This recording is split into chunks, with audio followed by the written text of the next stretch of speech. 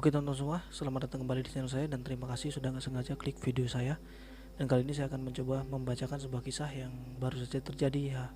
Sudah agak lama sih ya, beberapa minggu yang lalu, kurang lebih 2 minggu yang lalu terjadinya. Dan saya yakin juga kalian ini sudah sedikit banyak tahu tentang kisah ini gitu.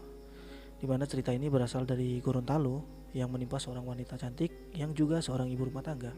Dikenal sebagai seorang karyawati di salah satu perusahaan retail terbesar di Indonesia, di mana ia ditemukan di dalam kamarnya itu sudah tidak bernyawa atau sudah meninggal dalam kondisi yang sangat mengenaskan. Namun apakah penyebab atau masalah yang membuat ini semua terjadi? Seperti biasa, sebelum kita mulai, saya disclaimer dulu, di mana saya ini membacakan bukan menceritakan, dan harapan saya cara saya membacakan bisa kalian terima. Dan juga saya tidak bermaksud apapun ya teman-temannya dari cerita ini, hanya saja untuk wawasan kita bersama agar menjadi sebuah kehati-hatian ke depannya. Baiklah, kembali ke ceritanya. Bagaimana kisah lengkapnya? Mari kita simak.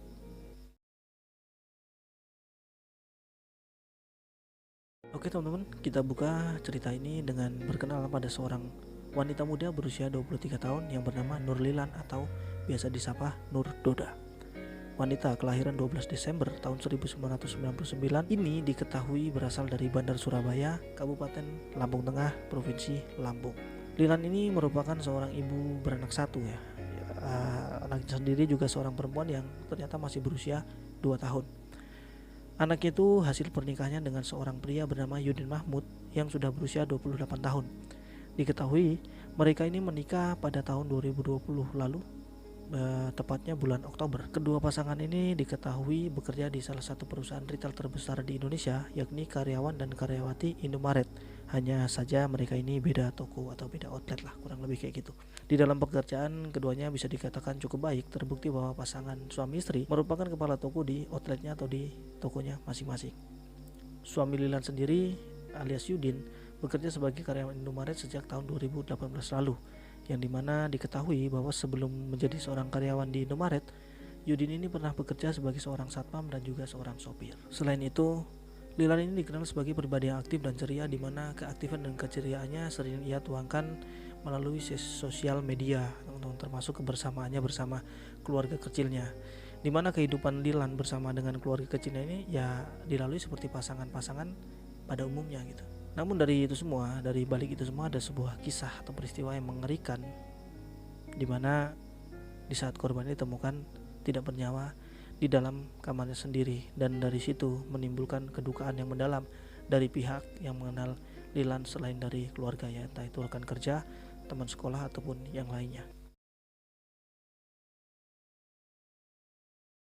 Senin tanggal 12 Juni tahun 2023 berlokasi di Jalan Kancil, Kelurahan Bulit, Kecamatan Kota Barat, Gorontalo. Kurang lebih jam 9 pagi, Yudin yang baru saja pulang ke rumahnya setelah bekerja di shift malam. Yudin melihat istrinya sedang mengganti pakaian anaknya yang berada di kamar. Lalu ia pun keluar menuju dapur untuk melepas lelah dan bersantai sambil merokok. Saat Yudin ini bersantai di dapur setelah minum lalu duduk dan santai sambil menghisap rokoknya, tiba-tiba ia mendengar anaknya menangis histeris, dan tangisan itu tidak berhenti, malah semakin kencang yang akhirnya membuat Yudin ini kembali ke kamar. Dan di saat itulah Yudin sangat terkejut menyaksikan sang istri nekat melakukan bunuh diri di dalam kamar mereka sendiri, itu menggunakan ayunan yang biasa digunakan untuk tidur anaknya. Yudin yang panik pun langsung berlari keluar, berteriak histeris dan meminta tolong keluarga lainnya untuk membantunya menurunkan dan menolong sang istri. Ketua RT tempat yang mendapatkan laporan dari warga langsung melaporkannya ke pihak kepolisian. Tetapi sayangnya nyawa Lilan pun tidak lagi bisa diselamatkan dan dinyatakan Lilan meninggal dunia. Dari pelaporan itu, pihak kepolisian pun datang menuju lokasi untuk melakukan olah TKP. Tubuh korban segera dievakuasi ke rumah sakit setempat guna dilakukan pemeriksaan lebih lanjut. Dari hasil visum luar, tidak ditemukan adanya luka kekerasan pada tubuh korban dan menguatkan dugaan yang memang real itu adalah bunuh diri. Tidak ada tekanan seperti dipukulin segala macam yang membuat dia bunuh diri, tapi memang benar-benar dia melakukan real itu memang bunuh diri. Berarti bisa jadi itu dari dalam sebuah pikiran, tekanan pikiran ya teman-teman ya. Pihak keluarga pun menolak dilakukan otopsi dan meminta agar tubuh korban segera dikembalikan untuk disemayamkan dengan layak. Banyak sanak keluarga dan rekan kerja dari korban turut menghadiri ketika korban disemayamkan di tempat peristirahatan terakhirnya. Terlihat suami Lilan alias Yudin ini sangat terpukul kehilangan istri tercintanya. Istrinya pergi untuk selamanya dengan cepat dan bahkan dengan cara yang sama sekali tidak dia duga. Di sisi lain juga anaknya, anak Lilan ini atau anak korban itu turut mengantar sang ibu sampai ke liang lahat ya.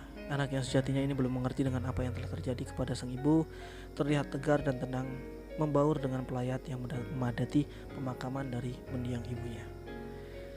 Atas yang terjadi pada Lilan ini banyak menoleh simpati publik dan ingin mengetahui apa sih sebenarnya yang melatar belakangi korban nekat melakukan perbuatan itu atau nekat melakukan bunuh diri, lantaran banyak rekan dan keluarga tidak pernah mendengar sedikit pun korban ini mengeluh atau bercerita atas permasalahan yang apa, maksudnya atas permasalahan apa yang sebenarnya membebani pikirannya, sehingga mereka ini bingung dong kok bisa si Lilan ini sampai bunuh diri, sebenarnya ada apa, karena selama ini teman-temannya atau rekan-rekan kerja itu nggak ada yang pernah mendengar dia punya keluhan ataupun tekanan apapun. Pihak kepolisian sendiri pun mulai menggali keterangan dari saksi guna mengetahui penyebab korban sampai nekat bunuh diri.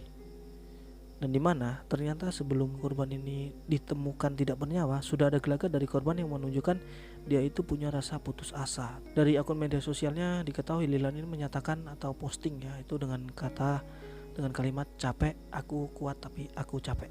Sementara ada postingan FB yang diindikasikan dirinya akan melakukan bunuh diri. Ya tanda-tanda lah, tanda-tanda. Tapi kan semua itu tanda-tanda diketahui biasanya kalau itu semua sudah terjadi.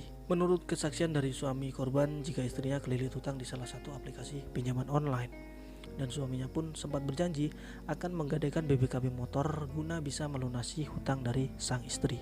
Namun sayangnya takdir berkata lain.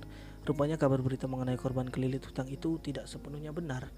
Di saat ada salah satu teman korban memperlihatkan pesan WhatsApp dari korban berniat meminjam uang untuk mengganti uang toko yang sudah digunakan oleh korban. Jadi ternyata Lilan ini sempat meminjam uang toko dan mungkin dia bingung untuk mengembalikannya. Mungkin itu permasalahan awal yang kita tidak tahu. Mari kita lanjutkan ceritanya. Bermula ketika korban sedang membutuhkan uang dan berusaha mencari pinjaman uang melalui media sosial. Dari usaha itu akhirnya korban mendapatkan respon dari salah satu akun yang bersedia memberikan pinjaman sebesar 15 juta rupiah. Setelah dari percakapan melalui media sosial, keduanya pun berpindah komunikasi via telepon. Namun orang yang mengaku sebagai admin pinjaman online ini memberikan syarat agar uang dapat dicairkan dengan cepat dan memudahkan proses pencairan dengan alasan uang admin. Korban pun diminta mengirimkan uang sebesar 2,7 juta rupiah. Tergiur dengan uang pinjaman sebesar 15 juta itu, korban pun yang pada saat itu tidak memiliki uang akhirnya memutuskan untuk menggunakan uang toko tempat korban bekerja. Mungkin korban berpikir ya, mungkin Lilan ini berpikir jika mendapatkan uang 15 juta maka dengan mudah dirinya bisa mengembalikan uang admin yang sebesar 2,7 juta tersebut. Namun sayangnya setelah uang itu dikirim oleh korban, ternyata nomor korban pun diblokir oleh orang tersebut. Korban pun baru menyadari jika dirinya sudah kena tipu. Korban yang panik sempat ingin meminjam uang kepada teman-temannya. Namun sayangnya teman korban pada saat itu tidak bisa membantu lantaran saldonya sedang kosong atau memang ya intinya sedang tidak punya uang ya, tanggal tua lah. Kita sama-sama ngerti lah kondisi keuangan kita semua ya teman-teman ya. Dimana itu artinya kabar yang beredar bahwa aksi korban didasari dengan kelilit hutang pinjol tidaklah sepenuhnya benar. Karena adanya kesaksian dan bukti chat antara korban dan temannya itu, tekanan yang sedang dialami oleh korban karena telah tertipu yang membuat mentalnya down. Bahkan mungkin ada dugaan salah satu faktor tekanan berat itu dialami oleh korban adalah tekanan dari pihak kantor, di mana korban ini bekerja, bahkan korban terancam dipecat jika tidak bisa mengembalikan uang yang telah dia gunakan. Dan ternyata juga sebelum korban meninggal dunia, terlihat antara korban dan suami pun terlihat saling sindir di media sosial. Banyak yang berpendapat jika suami korban ini memiliki gaya hidup yang tinggi dan suka pamer, walaupun keduanya adalah kepala toko dan memiliki gaji kisaran 3 hingga 4 juta rupiah per bulannya. Namun di akun media sosial dari sang suami kerap pamer motor sport merek Suzuki GSX, di mana kisaran harganya di antara 35 juta rupiah hingga 38 juta rupiah. Di akun media sosial terlihat mereka jalan-jalan menggunakan motor tersebut. Namun ada momen ketika sang suami memamerkan motornya pada tanggal 12 April tahun 2023. Sempat terjadi pembicaraan dan isi dari pembicaraan itu korban sempat mengatakan dikira mau dijual atau komentar dengan kalimat dikirain mau dijual ya, gitu kurang lebih ya teman-teman.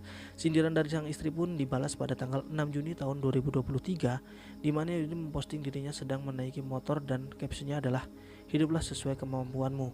Dengan saling sindir itu, ketika korban sedang kelilit hutang dan berusaha untuk menjual motor sang suami agar bisa melunasi hutang uang toko yang digunakan oleh korban. Diduga antara korban dan suami sudah terlibat perselisihan pendapat berdasarkan info yang beredar dari berbagai media. Jika total hutang korban bukan 2,7 juta melainkan 3,2 juta atau hingga 4,5 juta, yang artinya 2,7 juta itu hanya spekulasi, dan banyak juga yang menceritakan kalau utangnya ini 3 juta lebih, bahkan sampai 4,5 juta rupiah. Banyak yang menilai jika kematian korban dinilai banyak yang janggal melihat utang korban hanya 3,2 juta. Dengan status pasangan ini di dalam pekerjaan bisa dikatakan jabatan strategis, terlebih gaji mereka kisaran 3 hingga 4 juta rupiah per bulannya, yang bisa dikatakan mampu untuk membayar hutang tersebut. Namun kebutuhan tidak ada yang tahu ya teman-temannya. Memang kalau melihat dari nominal itu bisa ditafsir-tafsir, tapi pada kenyataan, pada aktualnya itu nggak semudah itu. Kita punya kebutuhan lain, listrik, pulsa, minyak, segala macam lah ya teman-teman ya. Dari harapan itu banyak sekali yang berpendapat bahwa seharusnya keduanya bisa melunasi utang tersebut, apalagi suami korban memiliki jabatan yang sama dengan korban. Tapi kembali lagi ya tadi, kebutuhan tidak ada yang tahu, aktualnya nggak ada yang tahu. Pendapat-pendapat itu mengisyaratkan jika memang hutang korban ini besar 3,2 juta rupiah, ya itu keduanya masih sanggup untuk menutup. Mungkin ini menilai ke sikap ya teman-teman ya, sikap tidak peduli dari sang suami. Jadi mengarah kepada sang suami yang disalahkan, di mana sang suami ini lebih mempertahankan motor kesayangannya daripada membantu istrinya, dan itu menjadi salah satu faktor beban korban semakin berat ya. Itu spekulasi yang banyak beredar teman-teman. Dari orang terdekat korban belum hilang segala ingatan kenangan bersama korban, masih kuat di dalam benak mereka yang mengenal korban secara pribadi. Namun suami dari korban kembali berulah setelah 2 hari istrinya meninggal dunia. Sang suami merubah status hubungan di dalam Facebook menjadi single, bahkan menghapus semua foto-foto sang istri di dalam galeri foto Facebook. Sontak saja akun media sosial dari sang suami pun menjadi perhatian publik. Motif sebenarnya atas kematian dari korban ini banyak yang masih bertanya-tanya, ditambah lagi ulah dari sang suami. Tapi kita tidak bisa menilai sepihak, tidak bisa menilai dari apa yang kita lihat saja ya teman-teman ya. Pada sisi lainnya, pihak kepolisian sedang melakukan penyelidikan dan polisi sedang berupaya melacak ponsel dan rekening yang dikirimkan oleh korban. Dan semoga nih harapan kita ya, harapan kita bersama, harapan saya juga pribadi, semoga saja kepolisian serius untuk mengungkap kasus ini, karena pelaku yang melakukan penipuan itu menyebabkan korban nekat melakukan bunuh diri dan bisa dikenakan pasal pembunuhan.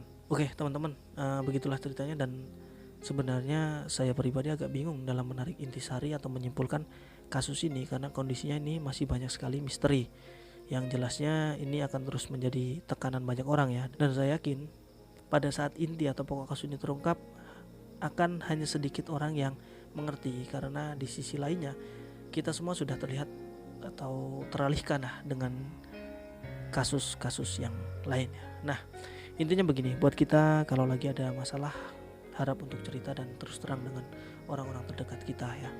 Jangan pendam sendiri ya. Kalau sisi kita selalu positif, akan kuat dalam menghadapinya. Coba kalau pikiran kita gampang kacau, dan inilah yang akan menjadi pembelajaran kita semua. Oke teman-teman, semoga bisa menjadi wawasan kita bersama. Dan buat kalian, teruslah berhati-hati, terbukalah kepada orang-orang terdekat, dan jangan pernah menahan masalah itu sendirian, karena batin kita ini juga punya batas untuk menyimpan rasa tekanan ya teman-teman. Sampai di sini videonya, dan sampai jumpa.